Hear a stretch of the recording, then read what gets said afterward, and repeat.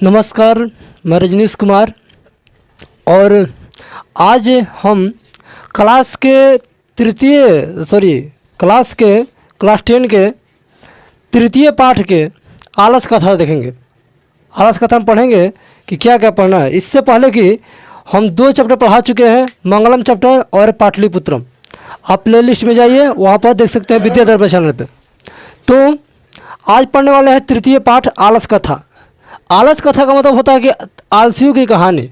इस पाठ में मुख्य रूप से 4 आलसियों की कहानी बताया गया है और इसके साथ साथ कुछ ध्रुत लोग भी थे, इसके बारे में हम पढ़ेंगे। अयम पाठ विद्यापति कृतस्य कथा ग्रंथस्य पुरुष परीक्षा नामकस्य अंश विशेष वर्तते। अयम पाठ माने यह पाठ विद्यापति द्वारा किए गए कथा ग्रंथ का पुरुष परीक्षा नामकस्य अंश विशेष वर्तते। यह जो पाठ है, मतलब आलस कथा जो पाठ है, ये पुरुष परीक्षा नामक पाठ से लिया गया है। इसमें 4 आलसी कहानी के बारे में वर्णन किया गया है। पुरुष परीक्षा सरल संस्कृत भाषाया कथा रूपेण विभिन्न मानव गुणाणां महत्वम वर्णयति। कहने का मतलब यह है कि पुरुष परीक्षा सरल संस्कृत भाषा में एक कथा के रूप में दिया गया है और विभिन्न मानव के जो गुण होते हैं उनके महत्व के बारे में बताया गया है। मनुष्य के गुण होते हैं और अवगुण होते हैं, दोनों के बारे में बताया गया है। मनुष्य के गुण ये होते हैं कि अपने कार्य पर डटे रहना। मनुष्य के अवगुण ये होता है कि आलसीपन। आलसी जो होता है, आलसी व्यक्ति जीवन में कुछ कर ही नहीं सकते। मतलब कि आलसी जो व्यक्ति होते हैं अपने कर्म क्षेत्र में कभी आगे नहीं बढ़ सकते हैं। इसी को बात कर रहे हैं कि आलसी व्यक्ति क्या होते हैं। आलसी व्यक्ति अपने कार्य को सही ढंग से नहीं कर पाते हैं। दोषाणा च निराकरण शिक्षा दयाती। इन दोषों को दूर करने के, कौन सा दोष है? आलस। माने आलस जो है मनुष्य के महान शत्रु माना जाता है और इस दोष को दूर करने के लिए दोषाणा च निराकरण शिक्षा दयाती, मतलब कि दोषों को दूर करने के लिए क्या किया गया है? इसमें शिक्षा दिया गया है कि मनुष्य के जो आलसीपन है, मनुष्य का जो आलसीपन है वो दूर हो जाए और क्या हो, हम अपने कार्य को सही तरीके से कर पाएँ। विद्यापति लोकप्रिय मैथिली कवि आसित। विद्यापति लोकप्रिय मैथिली कवि थे। यहाँ से एग्जाम में क्वेश्चन आता है कि विद्यापति कौन थे, तो विद्यापति लोकप्रिय मैथिली कवि थे। मतलब क्या लिखा है? विद्यापति लोकप्रिय मैथिली कवि आसित। विद्यापति लोकप्रिय मैथिली कवि थे। अपि च बहुना संस्कृत ग्रंथानां निरपतापि विद्यापति आसीत् इति तस्य विशिष्ट संस्कृत विषय प्रभुता अस्ति। मतलब कि विद्यापति जो कवि थे वो संस्कृत भाषा में अनेक कविताओं को लिखे हैं, अनेक कहानियों को लिखे हैं, जिसमें से आलस कथा प्रथम स्थान पाता है। आलस कथा के बारे में भी वर्णन वो करते हैं। मतलब कि जितने विद्यापति जो थे वो ये जो है मैथिली कवि थे, लेकिन संस्कृत भाषा में बहुत सारे कविता और रचनों को लिखे। प्रस्तुत पाठ में आलस्य नामकस्य दोषस्य निरूपते व्यंग्यात्मक कथा प्रस्तुत विद्यते। मतलब कि आलस का प्रस्तुत पाठ में यह दिखाया गया है कि प्रस्तुत पाठ में चारों आलसी जो है आलसी के दोष को व्यंग रूप से, मतलब तीखा व्यंग के रूप में एक व्यंग्यात्मक तरीके से ये प्रस्तुत किया गया है। किसने किया है? विद्यापति कवि ने किया है। नीतिकार आलस्य रिपु रूप मान्यते। नीतिकार आलस को क्या बोलते हैं? शत्रु मानते हैं। मतलब कि नीतिकार का मानना है, मतलब विद्यापति को ऐसा मानना है कि आलस मनुष्य का रिपु रूप मान्यते, मतलब कि आलस मनुष्य का सबसे बड़ा शत्रु माना जाता है। आसित मिथिलाय वीणेश्वर नाम मंत्री। मिथिला में एक वीणेश्वर नाम के मंत्री थे। आसित माने था, मिथिलाय वीणेश्वर नाम मंत्री। मिथिला में एक वीणेश्वर नाम के मंत्री थे। सहच और वह स्वभाव से दानशील कौणिक प्लश्च सर्वेशमपि दुर्गम अनाथे प्रत्यमिक्षन्ति दाप्यति। मतलब क्या है कि वह गरीबों को, वो स्वभाव से बड़े ही दानशील थे, लेकिन वो गरीबों को क्या करते थे? बड़ा ही करुणा करते थे और भोजन तथा वस्त्र देने का काम करते थे। तनो आलस्य अपि दाप्यति यत्। मतलब कि जितने भी गरीब लोग थे वीणेश्वर नाम के मंत्री भोजन कराते थे और साथ ही साथ वस्त्र भी देते थे। जिस प्रकार आलस कथा पाठ में 3 श्लोक दिया गया है, जिसमें से पहला श्लोक अभी देखेंगे। निर्गतिना च श्रमेशा आलस प्रथमो मत कश्चित क्षमते कठु कर्तु जठा अभी वहीना। कहने का मतलब निर्गति ना सभी खराब स्थितियों में सर्वेशम अपनी आलस, मतलब सभी आलसियों के प्रथमो मत, प्रथम स्थान है, प्रथम है प्रथम, मत मैंने स्थान है। मतलब क्या है कि सभी खराब स्थितियों में आलसियों का स्थान प्रथम आता है। कश्चित कहीं क्षमते कर्तु जठार वहीना, पेट जठरे अपी, मतलब क्या होता है जठरा प्लस अपी, मतलब कि पेट के अग्नि के जलने के बाद में भी वही ना, माना अपने लिए कुछ नहीं करते हैं। मतलब कह रहा है निर्गतिना च सर्वेशा आलस प्रथमो मत कश्चित क्षमते कर्तु जठार वहीना। कहने का तो कि सभी खराब स्थितियों में, सभी बेकार स्थितियों में आलसियों का स्थान प्रथम आता है। व्यक्ति भूख से जलने के बाद में भी अपने लिए कुछ करते उरते नहीं है। यही देखिए भावार्थ लिख रहे हैं हिंदी में कि सभी खराब स्थितियों में, सभी खराब स्थितियों में, खराब स्थितियों में आलसियों का स्थान, आलसियों का स्थान प्रथम आता है, प्रथम आता है। व्यक्ति अपने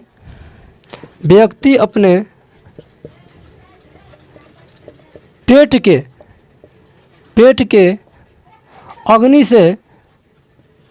अग्नि से जलने के बाद में,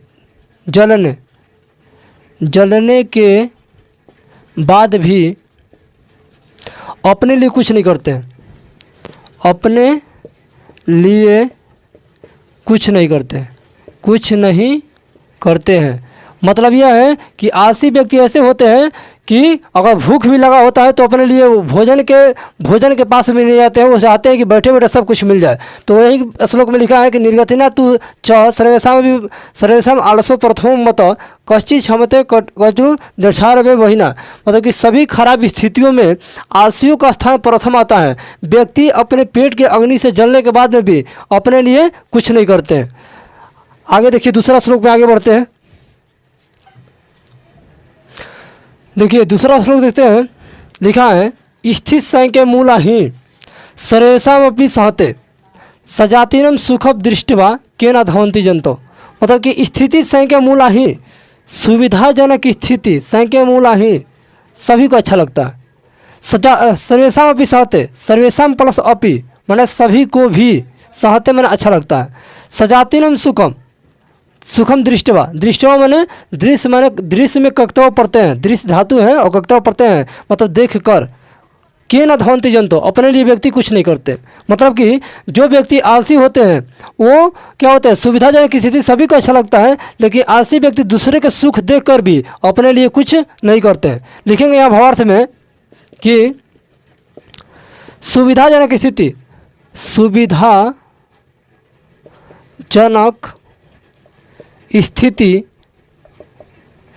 सुविधाजनक स्थिति सभी को अच्छा लगता है, सभी को अच्छा लगता है, अच्छा लगता है। व्यक्ति दूसरे के सुख देखकर भी अपने लिए कुछ नहीं करते हैं, कुछ नहीं करते हैं। फिर से श्लोक देखेंगे, स्थिति संख्या मूला ही सर्वेषामपि सहते सजातीनम सुखम दृष्टवा केन धवंती जंतो। सुविधाजनक स्थिति सभी को अच्छा लगता है, लेकिन व्यक्ति दूसरे के सुख देखकर भी अपने लिए कुछ नहीं करते हैं। मतलब जो व्यक्ति आलसी होते हैं वो दूसरे को सुख देखते हैं, लेकिन वो अपने लिए कुछ करने वाले नहीं है, क्योंकि रियल में वो क्या होते हैं, आलसी होते हैं। आगे नेक्स्ट में तीसरा श्लोक देखते हैं। देखिए आगे लिखा है तीसरा श्लोक, पतिरेव गति स्त्रीणा, पति प्लस एव माने पति ही, गति स्त्रीणा, पति की गति जो होता है किससे होता है, स्त्रीणा मतलब स्त्री से होता है। बालनाना जननी गति, बालनाना मतलब बालक की जो गति होता है वो किससे होता है, माता से होता है। आलसाना गति कश्चित लोके कौणुक बिना, ना आलसाना मतलब आलसियों की गति कहीं नहीं है, कश्चित लोके, कश्चित प्लस लोके माने कहीं नहीं है, कौणिक बिना, कौणिक माने जो दयावान है उसके बिना। मतलब कि आलसियों की गति कहीं नहीं है सिर्फ दयावानों के सिवा। मतलब कि पति की गति कर रहा है, पतिदेव गति स्त्रीणा बालना गति जननी, जननी गति आसाना गति कश्चित कौणिक बिना, मतलब कि कह रहा है कि पति की गति जो होता है स्त्री से होता है और बालक की गति माता से होता है, लेकिन आलसियों की गति कहीं नहीं है सिर्फ दैवानों के सिवा। भावार्थ लिखेंगे कि पति की गति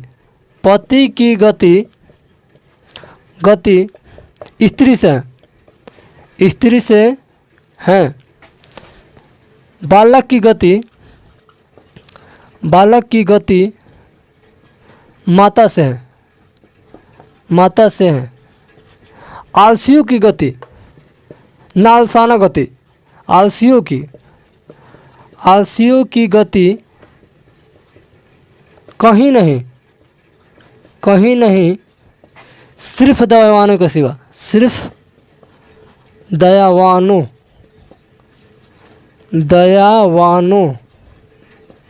के सिवा।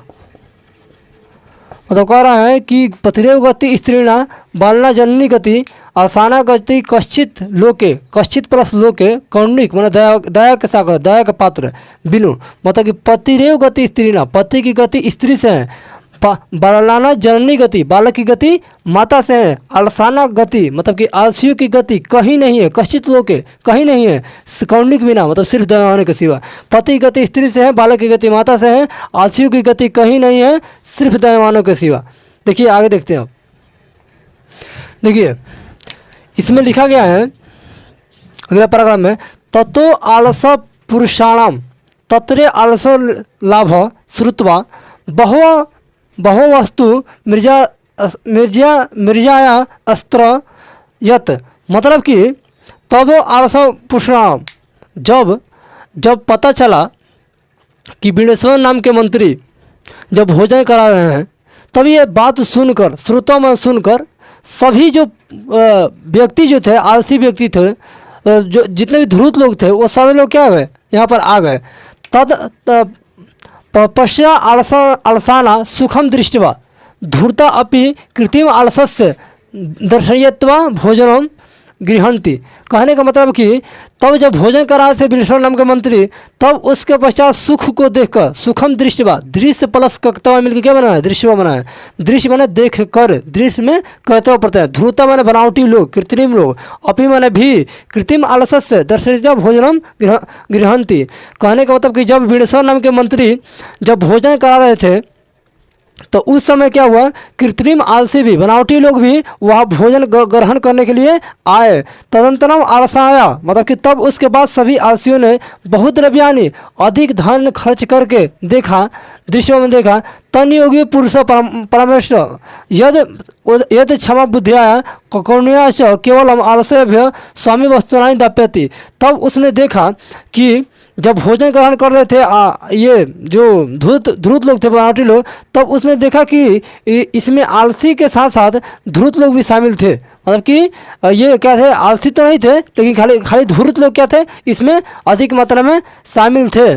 स्वामी वस्तुनान दाप्यति, तब उन्होंने वस्तु को देने का काम किया। कपटान आलस, कपट के द्वारा आलसी, अपि माने भी गृहंती, कपट के द्वारा आलसी क्या हुए थे, इत्यादि प्रमाद, मतलब कि कपट के आलसी क्या हो रहे थे, मतलब कि दिन प्रतिदिन ये हो रहे थे आलसी प्रमाद के कारण वो भोजन ग्रहण करने के लिए वहाँ पर नहीं गए। यदि भवती तदा आलसम पुरुषाणाम परीक्षा कुर्मम इति परामर्श्य परसुतेप्सु, मतलब कि परसुतेप्सु ये जो है वर्ड है ये सप्तमी का बहुवचन है, ये सप्तमी का एक वचन होता है, मतलब कि परामर्श करके देखा गया। जब देखा कि जब विनेश्वर नाम के मंत्री जब भोजन करा रहे थे तो वहाँ पर धूर्त लोग भी आए, तो एक व्यक्ति ने स्वामी ने सोचा, एक सज्जन पुरुष ने सोचा कि इसको क्यों नहीं परीक्षा लिया जाए। परीक्षा लेने से पता चल जाएगा कि कौन धूर्त है और कौन आलसी है। आलसाना तन योगी पुरुषा वही ना दाप्यति निरुजुपयासु, मतलब कि जब आलसी व्यक्ति उसमें थे तो उसमें धूर्त लोग भी आए थे, लेकिन धूर्त लोग क्या हुआ, धूर्त लोग को पहचान करने के लिए एक व्यक्ति ने कहा कि आग जलाया जाए, आग लगाया जाए, तब इससे क्या कर सकते हैं पता चल जाएगा कि आलसी कौन है और धूर्त कौन है। देखिए नेक्स्ट पैराग्राफ में क्या लिखा, देखिए इस पैराग्राफ में लिखा गया है, ततो गृहस्थ लग्नम प्रवृत्ति मग्नि दृष्टिवा धूर्ता सभे पालियता, मतलब कि तब गृह अग्नि लग्नम, मतलब कि जब घर में आग लगा, तब उसके बाद में जब घर में आग लगा, प्रवृत्ति मृग दृष्टवा, दृश्य धातु और कक्तव पड़ते, दृश्य में क्या होता है देख कर, दृश्य में कक्तव पड़ता है तो देख कर। धूतम होता है कृत्रिम आलसी, बनावटी आलसी। सर्वे मैंने सभी, पालिता मैंने भाग गए, चले गए। मतलब कि जब घर में आग लगाया गया तो सभी ध्रुत क्या हो गए, पलायन हो गए, घर भाग गए। पश्चात दृश्य आलसापि पालिता चत्वार पुरुषा सूक्तम, पुरुषा सत्रह सूक्ता, मैंने सूक्ता मैंने सोए हुए अवस्था में आलसी, ठीक है। परस्पर लाप्यंती, मतलब कि परस्पर मैंने आपस में लाप्यंती मैंने बातचीत करते हैं। तब सभी आलसी जो थे, चारों आलसी जो थे, वो सभी सोकर ही बात कर रहे थे, सोकर ही बात कर रहे। पुरुषा सुप्ता अवस्था, सोए हुए अवस्था में क्या कर रहे हैं, प्रसन्नम लाप्यंती, मतलब आपस में क्या कर रहे हैं, बातचीत कर रहे हैं। एकेन वस्त्रा विमुख मुक्त मुक्तनान, मतलब कि एकेन वस्त्रा वृता मुख्यताम, मतलब कि एक ने वस्त्र से मुंह ढके हुए कहा। ये पहला आलसी जो था वस्त्र से मुंह ढका हुआ था, अब तब उसने कहा, क्या कहा, अहो कथमय कोलाहलम, ये कैसा शोरगुल है।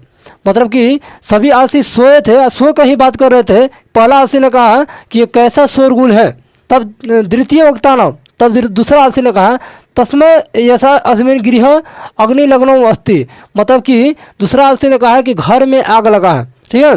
तृतीय वक्तानम कदापि, कदा प्लस अपि, कभी भी, तथा मैंने वैसे। धार्मिक च धार्मिक नास्ति, तीसरा कह रहा है कि कोई भी ऐसा धार्मिक नहीं है जो इस आग पर काबू कर सके, बचा सके, तीसरा बोल रहा है। चौथा उक्तान, चौथा आलसी जो था वो बोला है अयम वचाल कति वचनानी तू संतुम तू तृष्णिम कथम न तिष्ठत, मतलब कि तुम अधिक बोलते हो, चुप रहो। चौथा आलसी ने कहा कि तुम अधिक बोल रहे हो, तुम चुप रहो, मतलब कि सबसे बड़ा आलसी जो चौथा आलसी था। पहला आलसी ने कहा कि कैसा शोरगुल है, तब दूसरा आलसी ने कहा कि घर में गृह अग्नि लग्नम, घर में आग लगा है। तब तीसरा आलसी ने कहा कि कोई भी ऐसा धार्मिक नहीं है जो इस आग पर काबू पा सके। तब चौथा ने कहा कि तुम चुप रहो, अधिक बोलते हो, तुस्लिम कथम न तिष्ठत, तुम चुपचाप रहो, शांति से बैठो। तथा आश्री श्रुतामपि तेषामेव प्रश्न लाप्यन्ति श्रुत्वा वही न च वृत्तिमेषाणाम् उपरि तिष्ठत दृश्यवा नियोगी पुरुषाणामेव चत्वार आलस केसाम कृत्यस्य गृहीत्वा।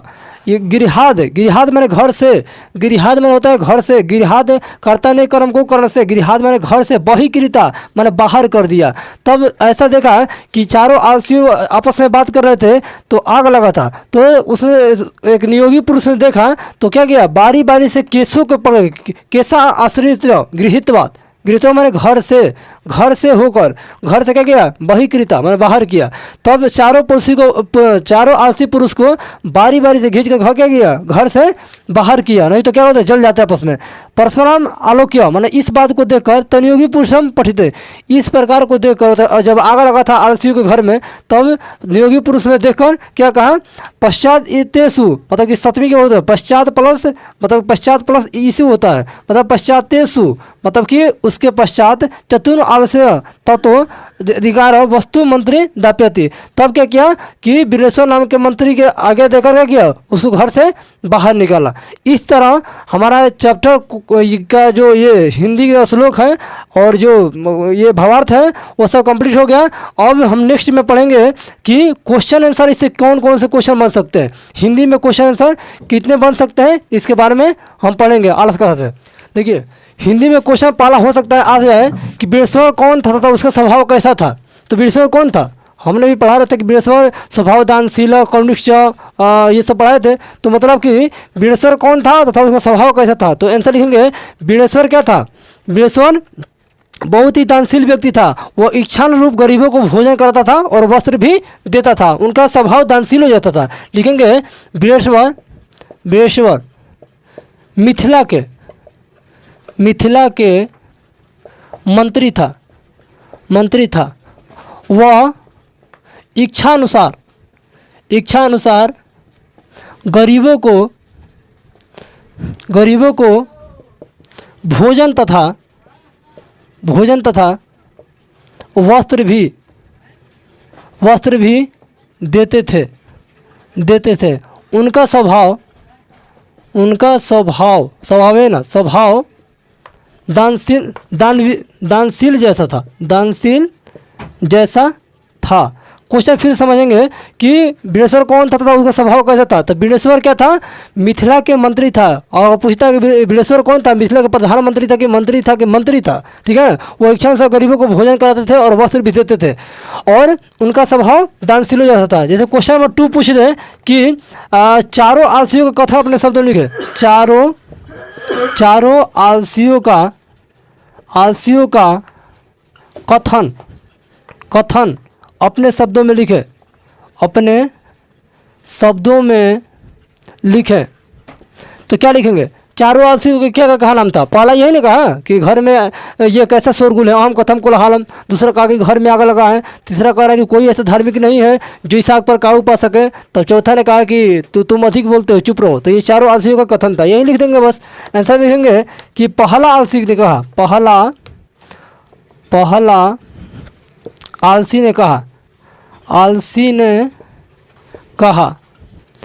यह कैसा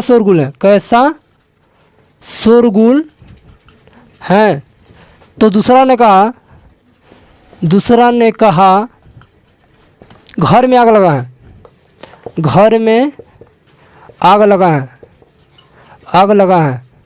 तब तीसरा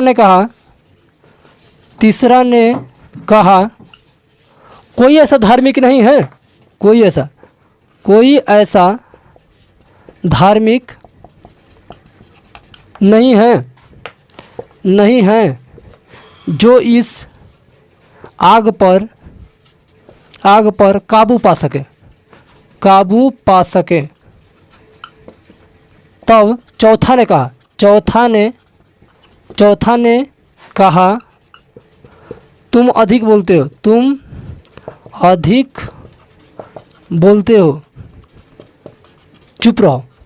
चुप रहो। मतलब कह रहा है कि पहला आलसी ने क्या कहा, पहला आलसी ने यही कहा कि कैसा शोरगुल है, कैसा हला गुला हो रहा है। दूसरा बोल रहा है कि घर में आग लग गया है। तीसरा ने कहा कि कोई ऐसा धार्मिक नहीं है जिस आग पर काबू पा सके, बुता सके। फिर चौथा ने कहा कि तुम अधिक बोलते हो, चुप रहो। ये चारों आलसियों का कथन था। ठीक है, और एग्जाम में क्वेश्चन ये पूछ दे कि आलसियों की संख्या कितना था, तो 4। और थी भोजन करा करने कौन आए थे, तो धूर्त लोग आए थे। जब आलसशाला में आग लगा था क्या हो, ये अगला क्वेश्चन रहेगा। चाहे तो आप इसको स्क्रीनशॉट ले सकते हैं, देखिए आगे। तब इसके बाद एक क्वेश्चन और लिखवाएंगे जो बड़ा इंपॉर्टेंट है।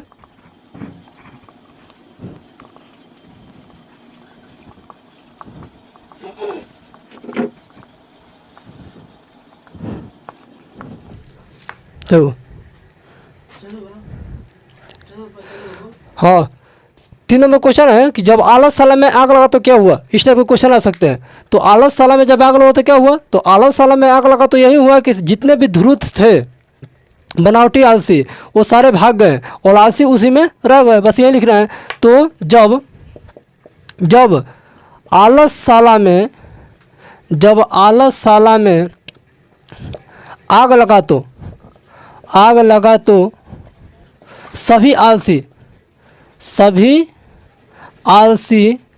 पलायन हो गए। पलायन मतलब भाग गए, पलायन हो गए तथा आलसी लोग घर में ही रह गए। इस टाइप से क्वेश्चन एग्जाम में आ सकता है। इस तरह हमारा चैप्टर समाप्त होता है। नेक्स्ट वीडियो में देखेंगे कि आगे के चैप्टर क्या है। संस्कृत साहित्य में लेखिका आगे पढ़ेंगे। ये द्वितीय श्लोक खत्म हो गया, अध्याय 4 पढ़ेंगे इसके बाद।